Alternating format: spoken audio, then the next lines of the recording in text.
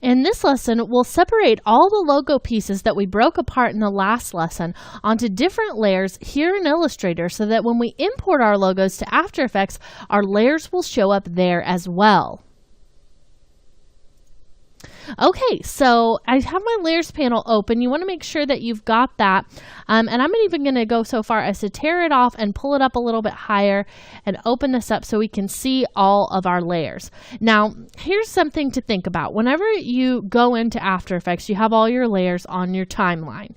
Well, Illustrator has its layers as well, and it also has subsets within its layer, which are paths.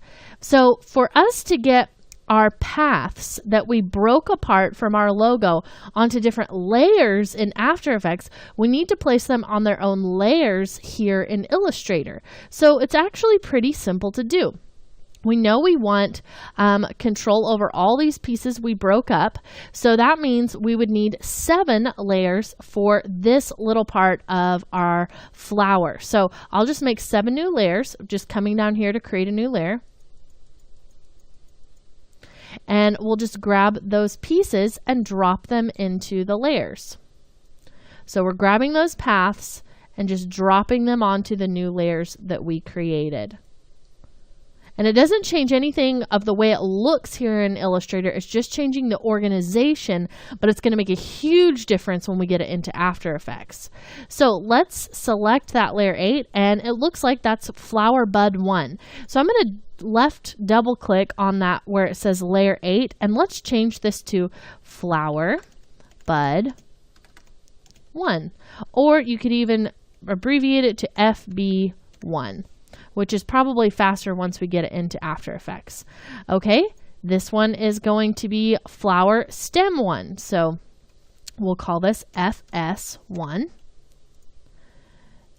This one is going to be our leaves, so I'll just call that leaves. That's fine. This one's going to be Flower Stem 2 and Flower Stem 3. And then we've got Flower Bud 2, and that one doesn't have a path in it. So let's grab our path, drop it into layer 2. And that's going to be Flower Bud 3. And if you want to check and see what was actually in there, you can just toggle those down and see if it has a path or not. Okay, so now that those have all been renamed, let's also get those into a better order here. So let's have all the buds at the top. So we've got FB1, FB2, FB3, then we'll go with our stems, FS1, FS2, FS3, and then the leaves. Now, one other thing you need to know is that really, I mean, not just this piece here needs to be on its own layer, but if we want individual control over our words here, for example, we actually need to have a separate layer for every single letter. Now, if you have an actual piece of text that you type in After Effects, which isn't really probably going to exactly match your logo, but then you can start to use those effects and presets. But if you just have a text layer that's not outlines, let's say, you know, I'll just left click and type something in there, just like that. You can see this is a text layer while these are outlines, because you can see how this has a line underneath it and these have been outlined. So you would want to convert something that had just been typed out as text, if that was part of your logo, to outlines first. Now this already has been converted to outlines, but if I want this to be converted to outlines, I can just right click and choose Create Outlines. Now you can see how the outside looks the same. Now I don't actually need this. That's just to show you that if you encounter that while you're creating or preparing your file for After Effects, that's what you need to do. Now for the rest of these, I already have them created as outlines, but they're not on an individual layer per letter. So let's do that. We need to ungroup it first because that is set up as a group. So we'll hit Control-Shift-G to ungroup, and you can see how all those paths were revealed.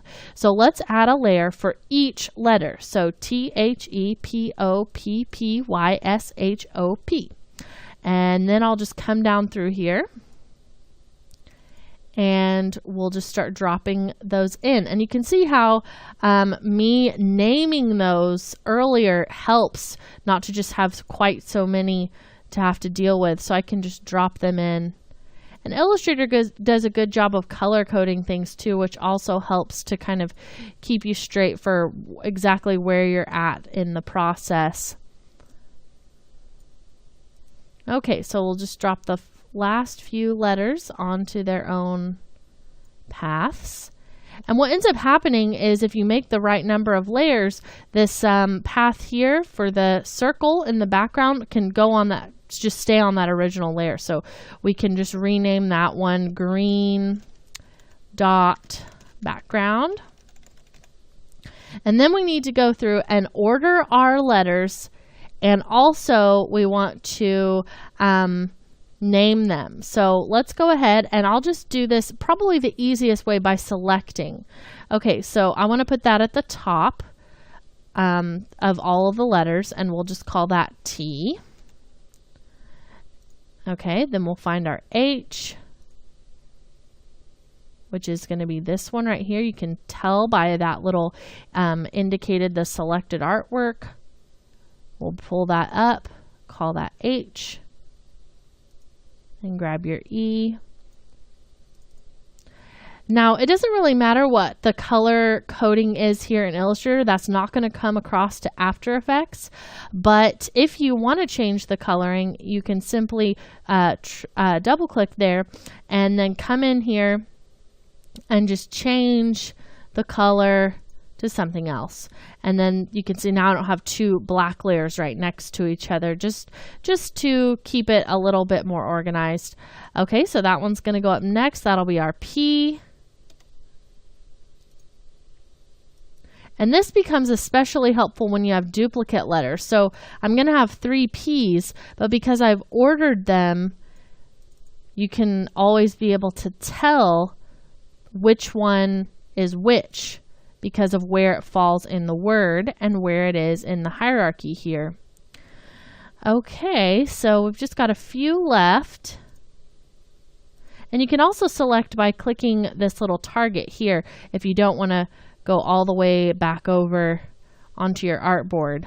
It's so far. Sometimes your hand just might get tired. Okay, so that's going to be the P, and that's going to be your H. And then we can just pull that up into place. S-H-O-P. Okay, so that looks great. And now you are ready to import this to After Effects, and all of these beautiful layers are going to come through. The only other thing you probably want to pay attention to is your artboard. Now my artboard is already the size of this circle, but let's say maybe it was more something like this. I just came over there and I grabbed my artboard tool to change the size, which is this right here. And then you can just begin drawing artboards. Now, if you want your artboard to be a very exact size based on something you see here, you can just click the shape. So if I just left click right on that circle, it's going to make me an artboard perfectly fitted to that. So that can be really helpful whenever you're wanting to know, how big should I make this artboard? Is it going to have something to do with the center point? Maybe. So that's really, really helpful. Okay, so let's go ahead and we'll get these logos imported to After Effects.